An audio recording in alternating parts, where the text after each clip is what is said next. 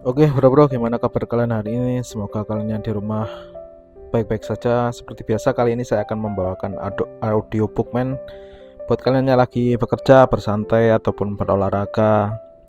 Mungkin kalian bisa mendengarkan ini agar mendapatkan sudut pandang tentang finansial buat kalian yang mengalami dilematis terhadap kehidupan dan finansial kalian. Semoga ini menjadikan referensi buat kalian, men. Oke, kali ini saya akan membahas buku dari The Rich Man in Babylon, karya George S. Clason. Langsung aja kita mulai. The Rich Man in Babylon karya George S. Clason adalah salah satu buku klasik paling berpengaruh dalam bidang literasi dan pengelolaan keuangan. Buku ini pertama kali diterbitkan pada awal abad ke-20 dan hingga kini tetap relevan meskipun latar ceritanya berada di Babilonia kuno, sebuah kota yang digambarkan sebagai pusat perdagangan, kekayaan, dan peradaban. Keunikan buku ini terletak pada cara penyampaiannya. Clason tidak menggunakan teori keuangan yang rumit, melainkan menyampaikan prinsip-prinsip dasar kekayaan melalui kisah, dialog, dan perumpamaan sederhana yang mudah dipahami oleh siapa saja. Melalui tokoh-tokoh seperti Arkad, Bansir, dan Kobi, pembaca diajak memahami bahwa masalah keuangan yang dihadapi manusia modern sebenarnya tidak jauh berbeda dengan yang dialami manusia ribuan tahun lalu. Banyak orang bekerja keras, memiliki penghasilan, namun tetap merasa kekurangan. Dari sinilah buku ini menekankan bahwa kunci kesuksesan bukan terletak pada seberapa besar penghasilan, melainkan pada bagaimana uang tersebut dikelola. Disiplin menabung, mengendalikan pengeluaran, serta membuat uang bekerja kembali menjadi tema utama yang berulang di setiap bab.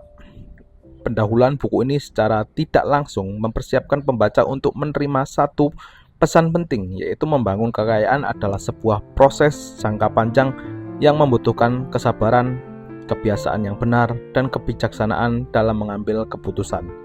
Tidak ada jalan pintas menuju kemakmuran yang berkelanjutan. Prinsip-prinsip yang dibahas dalam setiap bab selanjutnya saling berkaitan dan membentuk fondasi keuangan yang kokoh, baik untuk individu dengan penghasilan kecil maupun besar.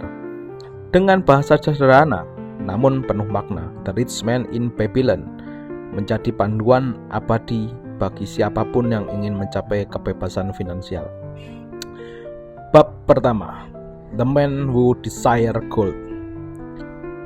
Bab pertama, The Rich Man in Babylon, berfokus pada dua tokoh utama, yaitu Bansir dan Kobi, yang mewakili kebanyakan orang yang bekerja keras namun tidak pernah merasa cukup secara finansial. Bansir adalah seorang pembuat kereta yang terampil, memiliki banyak pesanan, dan bekerja hampir setiap hari. Namun ironisnya, ia selalu kehabisan uang bahkan sebelum bulan berakhir. Kobi, sahabatnya, juga mengalami hal serupa. Mereka sama-sama rajin bekerja tetapi hidup dalam kondisi pas-pasan. Percakapan mereka membuat realitas penting bahwa kerja keras saja tidak menjamin kemakmuran jika tidak dibarengi dengan pengelolaan uang yang bijak. Dalam dialog mereka, muncul pertanyaan mendasar, mengapa di kota Babilonia yang begitu makmur, hanya segelintir orang yang benar-benar kaya, sementara sebagian besar lainnya terus bergulat dengan masalah keuangan. Dari sinilah mereka menyadari bahwa ada sesuatu yang salah, bukan pada penghasilan, melainkan pada cara mereka memperlakukan uang. Mereka kemudian membandingkan diri mereka dengan Arkad, orang terkaya di Babilonia, yang dulunya juga berasal dari latar belakang orang yang sederhana. Kesadaran ini memicu keinginan kuat untuk belajar dan berubah. Bab ini menekankan bahwa keinginan untuk menjadi kaya harus dimulai dari perubahan pola pikir. Banyak orang terjebak dari kebiasaan lama. Setiap penghasilan langsung habis untuk kebutuhan dan keinginan tanpa perencanaan. Clason ingin menunjukkan bahwa kemiskinan seringkali bukan akibat nasib, tetapi hasil dari kebiasaan finansial yang keliru dan dibiarkan secara terus-menerus. Dengan menggambarkan kegelisahan dan harapan Bansir serta Kobi, pembaca diajak bercermin pada kondisi diri mereka sendiri. Ilustrasi dari bab pertama. Dua orang pengrajin duduk di bengkel kereta sederhana. Saat matahari terbenam, memandang kota Babilonia yang megah, sambil bertanya-tanya mengapa kekayaan terus begitu jauh dari jangkauan mereka. Kesimpulannya, bab ini mengajarkan bahwa langkah pertama menuju kekayaan adalah menyadari kesalahan dalam pengelolaan uang dan memiliki keinginan kuat untuk belajar serta bertumbuh. Bab 2. The Rich Man in Babylon. Bab ini menjadi inti dan fondasi dari seluruh isi buku The Rich Man in Babylon, karena disinilah pembaca diperkenalkan secara mendalam dengan Arkad, sosok yang dikenal sebagai orang terkaya di Babilonia. Arkad tidak dilahirkan dalam keluarga kaya. Ia pernah hidup miskin dan bekerja keras seperti kebanyakan orang lainnya di kota itu. Namun yang membedakan Arkad dari orang lain adalah kemauannya untuk belajar dan menerapkan kebijaksanaan keuangan. Ia menceritakan bagaimana dirinya dahulu menyadari bahwa bekerja keras saja tidak cukup untuk menciptakan kemakmuran. Kesadaran inilah yang mendorong mencari cara agar uang yang ia peroleh dapat bertahan dan berkembang. Arkad kemudian membagikan prinsip terpenting yang menjadi awal sebuah kekayaannya, yaitu kebiasaan menyimpan sebagian dari penghasilan. Ia menekankan bahwa setiap orang itu harus membayar dirinya sendiri terlebih dahulu, dengan menyisihkan setidaknya 1/10 dari penghasilan sebelum membelanjakan sisanya. Prinsip ini sederhana, namun sangat kuat karena memaksa seseorang untuk hidup di bawah kemampuan finansialnya dan membangun cadangan kekayaan secara perlahan. Arkad menjelaskan bahwa uang yang disimpan bukanlah uang yang menganggur, melainkan benih yang suatu hari akan tumbuh menjadi pohon kekayaan bila dikelola dengan benar. Bab ini Arkad juga menyoroti pentingnya disiplin dan konsistensi. Banyak orang gagal bukan karena mereka tidak mengetahui apa yang harus dilakukan, tetapi karena mereka tidak melakukannya secara terus-menerus. Arkad mengajarkan bahwa kebiasaan kecil yang dilakukan setiap hari jauh lebih berharga daripada keputusan besar yang hanya dilakukan sesekali. Dengan bahasa yang sederhana, Klassen menegaskan bahwa kekayaan bukan hasil dari keberuntungan atau keajaiban, melainkan hasil dari kebiasaan keuangan yang benar dan dijaga dalam jangka waktu yang panjang. Ilustrasinya, Arkad pergi di alun-alun kota Babilonia, dikelilingi para penduduk yang mendengarkan kisah hidup dan kebijaksanaannya tentang uang dengan penuh perhatian. Kesimpulannya, bab ini mengajarkan bahwa fondasi utama kekayaan adalah kebiasaan menyimpan sebagian penghasilan dan menerapkannya secara disiplin dan konsisten sepanjang hidup. Bab 3. 7 Courses for a Lean Purse. Bab ini membahas 7 solusi utama yang ditawarkan Arkad untuk mengatasi masalah keuangan yang digambarkan sebagai dompet kurus. 7 solusi ini merupakan panduan praktis yang dapat diterapkan oleh siapapun tanpa memandang besar kecilnya penghasilan. Arkad memulai dengan solusi pertama yang paling mendasar, yaitu mulai menabung dengan menyisihkan minimal 1/10 dari penghasilan. Ia menekankan bahwa tanpa kebiasaan ini seseorang akan terus bekerja tanpa pernah merasakan hasil nyata dari jerih payahnya. Menabung bukan tentang seberapa besar jumlahnya, melainkan tentang konsistensi dan disiplinnya. Solusi kedua, mengendalikan pengeluaran. Arkad menjelaskan bahwa banyak orang merasa penghasilannya itu tidak cukup, padahal sebenarnya pengeluarannya yang tidak terkendali. Ia mengajak pembaca untuk membedakan antara kebutuhan dan keinginan.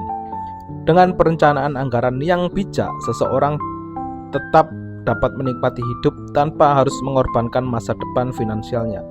Solusi ketiga adalah membuat uang bekerja, yaitu dengan menginvestasikan tabungan agar dapat menghasilkan pendapatan tambahan. Uang yang dibiarkan diam tidak akan bertumbuh, sementara uang yang dikelola dengan bijak akan berkembang seiring waktu. Solusi keempat hingga ketujuh, menekankan perlindungan dan keberlanjutan kekayaan. Arkad menasihati agar kekayaan itu dilindungi dari risiko kerugian, termasuk investasi ceroboh dan janji keuntungan yang cepat. Ia juga menekankan pentingnya memiliki tempat tinggal sendiri sebagai bentuk keamanan finansial, mempersiapkan masa depan keluarga, serta terus meningkatkan kemampuan dan keterampilan agar penghasilan dapat bertambah. Ketujuh solusi ini saling melengkapi dan membentuk sistem keuangan yang sehat dan berkelanjutan. Ilustrasinya, sebuah gulungan papirus berisi 7 aturan keuangan dipegang oleh Arkat di hadapan murid-muridnya yang menyimak dengan serius. Kesimpulannya, bab ini menegaskan bahwa kekayaan dibangun melalui disiplin menabung, pengendalian pengeluaran, dan investasi yang bijak, serta perlindungan dan pengembangan diri secara berkelanjutan. Bab 4. Meet the Goodness of Good Luck. Bab ini membahas konsep keberuntungan dan bagaimana kebanyakan orang salah memahaminya. Dalam Myth and Goodness of Good Luck, George S. Clason menyampaikan pesan bahwa keberuntungan bukanlah sesuatu yang datang secara acak atau hanya dimiliki oleh orang-orang tertentu, melainkan kisah dan perumpamaan. Arkat menjelaskan bahwa keberuntungan justru sering menghampiri mereka yang siap, berani, dan mampu mengenali peluang ketika peluang itu muncul. Banyak orang berharap pada nasib baik, tetapi tidak melakukan tindakan nyata untuk meraihnya. Clason menggambarkan bahwa Dewi Keberuntungan tidak akan menunggu terlalu lama. Ia datang dengan cepat dan pergi tanpa menoleh ke belakang. Orang-orang yang ragu, yang menunda, ataupun yang terlalu takut mengambil risiko akan kehilangan kesempatan yang sebenarnya bisa mengubah hidup mereka. Bab ini ditekankan bahwa peluang seringkali datang dalam bentuk sederhana dan tidak selalu terlihat mengesankan. Namun mereka memiliki pengetahuan dan keberanian akan mampu melihat nilai dari peluang tersebut. Bab ini juga menyoroti pentingnya persiapan diri. Keberuntungan tidak mudah diraih oleh mereka yang memiliki keterampilan, pengetahuan, dan kebiasaan keuangan yang baik. Arkat mengajarkan bahwa ketika seseorang disiplin menabung, bijak mengelola uang, dan terbuka untuk belajar, maka peluang yang dapat dimanfaatkan secara maksimal. Dengan kata lain, keberuntungan adalah pertemuan antara kesempatan dan kesiapan. Tanpa kesiapan, kesempatan sebesar apapun akan berlalu begitu saja. Pesan utama dari bab ini bahwa menunggu waktu yang sempurna seringkali menjadi alasan kegagalan. Mereka yang sukses adalah mereka yang bertindak meskipun belum sepenuhnya yakin, namun tetap berhati-hati dan berpijak pada pengetahuan yang benar. Clason mendorong pembaca untuk lebih proaktif dalam mengambil peluang yang masuk akal, bukan hanya mengandalkan harapan semata. Ilustrasinya, sosok Dewi Keberuntungan melintas di jalan Babilonia, sementara beberapa orang ragu melangkah dan hanya segelintir orang yang berani mengikutinya. Kesimpulan, bab ini mengajarkan bahwa keberuntungan berpihak pada mereka yang siap, berani, dan bertindak, dan mampu mengenali peluang ketika kesempatan itu datang. Bab 5. The Five Law of Gold. Bab ini merupakan salah satu bagian terpenting dalam buku The Rich Man in Babylon karena merangkum prinsip-prinsip inti dalam menjaga dan mengembangkan kekayaan. Melalui kisah seseorang ayah kaya yang mewariskan harta kepada putranya, George S. Clason menunjukkan bahwa kekayaan yang besar sekalipun dapat lenyap dengan cepat jika tidak dikelola berdasarkan hukum yang benar.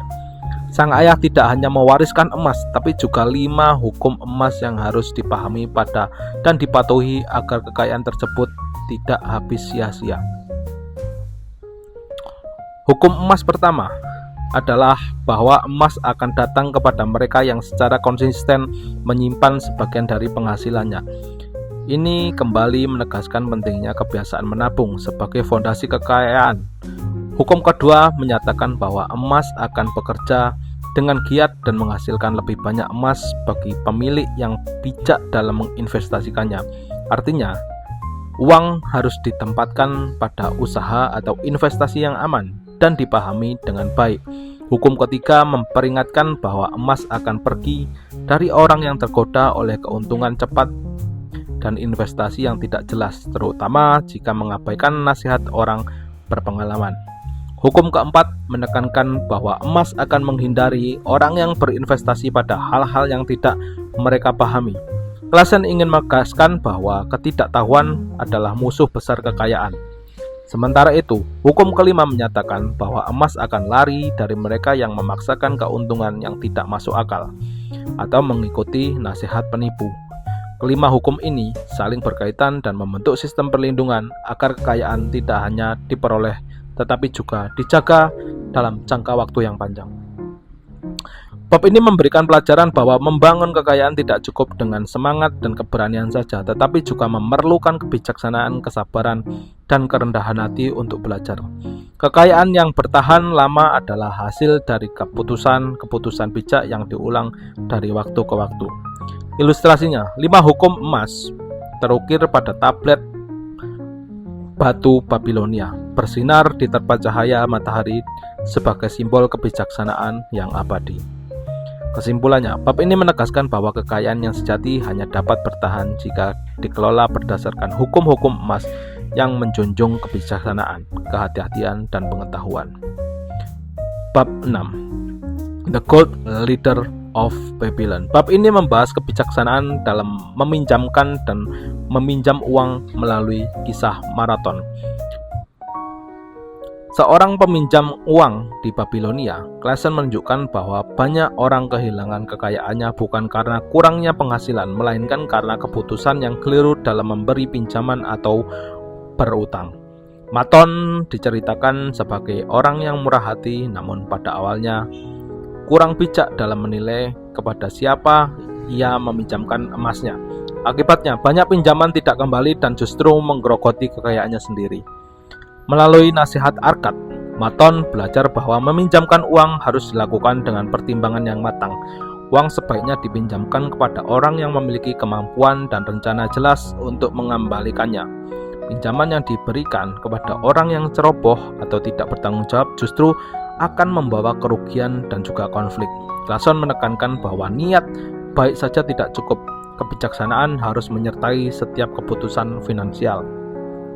Bab ini juga mengatakan sudut pandang bagi mereka yang berhutang.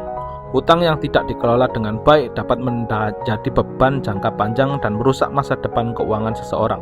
Oleh karena itu, seseorang harus berhati-hati sebelum meminjam dan memastikan bahwa hutang tersebut digunakan untuk tujuan produktif. Clason menyoroti pentingnya integritas dan tanggung jawab dalam urusan hutang piutang, karena kepercayaan adalah fondasi utama dalam sebuah transaksi keuangan. Pesan terpenting lainnya adalah bahwa uang dapat menjadi alat yang membantu ataupun menghancurkan, tergantung pada bagaimana ia digunakan. Dengan kebijaksanaan, pinjaman dapat menjadi sarana pertumbuhan. Tanpa kebijaksanaan, ia menjadi sumber kerugian.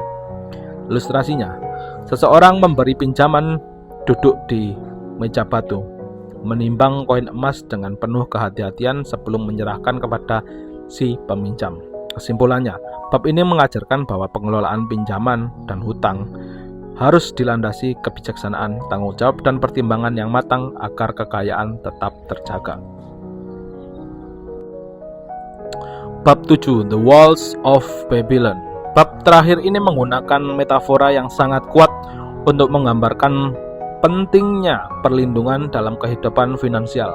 Clason mengisahkan tentang tembok besar yang mengelilingi kota Babilonia, yang dibangun bukan sebagai hiasan melainkan sebagai benteng pertahanan dari serangan musuh. Kota yang makmur tanpa perlindungan akan mudah dijarah dan dihancurkan. Melalui cerita ini, pembaca diajak memahami bahwa kekayaan pribadi juga membutuhkan perlindungan yang sangat kuat agar tidak hilang akibat peristiwa tak terduga. Arkad menjelaskan bahwa banyak orang rajin menabung dan berinvestasi namun gagal melindungi hasil jerih payah mereka. Tanpa perlindungan, satu kejadian buruk seperti penyakit, kecelakaan, kehilangan pekerjaan, atau keputusan investasi yang salah dapat menghancurkan kekayaan yang dibangun bertahun-tahun. Oleh karena itu, perencanaan keuangan tidak boleh hanya berfokus pada pertumbuhan, tetapi juga pada keamanan. Perlindungan ini dapat berupa cadangan, dana darurat, perencanaan jangka panjang, serta kehati-hatian dalam mengambil risiko. Bab ini juga menekankan pentingnya berpikir ke depan. Tembok Babilonia dibangun sebelum serangan datang, bukan setelah kota diserang. Prinsip ini selaras dengan kebijaksanaan keuangan. Seseorang harus mempersiapkan diri sebelum masalah muncul. Clason ingin menanamkan pemahaman bahwa kesiapan adalah bentuk kecerdasan, bukan ketakutan. Orang yang bijak bukanlah mereka yang berharap masalah tidak datang, melainkan mereka yang siap menghadapinya.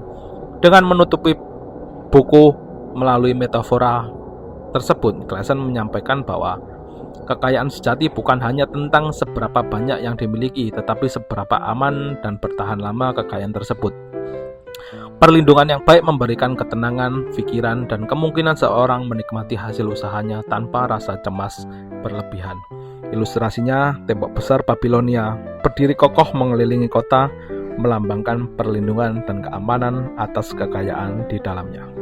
Kesimpulannya, bab ini mengajarkan bahwa melindungi kekayaan melalui perencanaan dan kesiapan adalah langkah penting agar kemakmuran dapat bertahan dalam jangka waktu yang panjang. Oke men, kita sedikit epilog di buku ini, The Rich Man in Babylon, menutup rangkaian kisahnya dengan pesan yang menurut saya sederhana namun sangat mendalam ya.